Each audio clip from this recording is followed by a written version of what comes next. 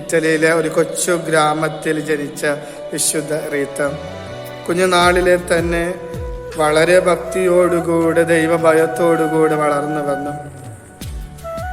വിവാഹം കഴിച്ചത് ഫെർഡിനാൽ എന്ന് പറയുന്ന ഒരു മനുഷ്യൻ, മുഴുകുടിയനും ദൈവഭക്തിയും ഇല്ലാത്തൊരു മനുഷ്യൻ.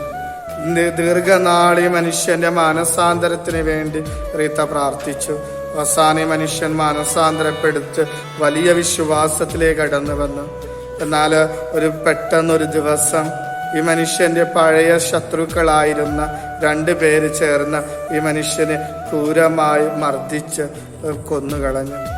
കുട്ടികളുടെ മുമ്പിൽ വെച്ചാണ്, റീത്തയുടെ മുൻപിൽ വെച്ചാണ് ഈ ഫെർഡിനാൽ കൊല്ലപ്പെടുന്നത്.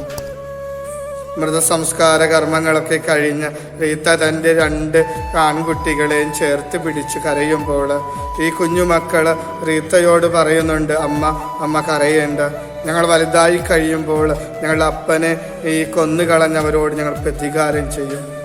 ആ നിമിഷം റീത്ത ഒന്നും കൂടി പൊട്ടിക്കരയുകയാണ്.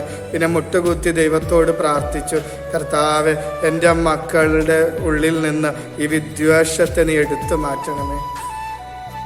അവര് വിദ്വേഷത്തോടുകൂടി ജീവിക്കുന്നതിനേക്കാളും എനിക്ക് ഇഷ്ടം നിന്റെ സ്വർഗരാജ്യത്ത് വിശുദ്ധർക്ക് തുല്യമായിട്ട് ജീവിക്കുന്നതാണ്.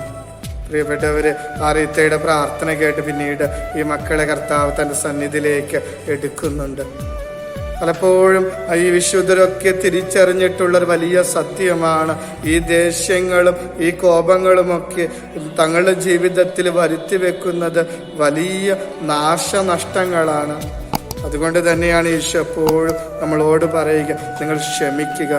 എത്ര പ്രാവശ്യം ക്ഷമിക്കണമെന്ന് പറയുമ്പോൾ 70 പ്രാവശ്യം എന്നാണ് ഈശോ പറയുക.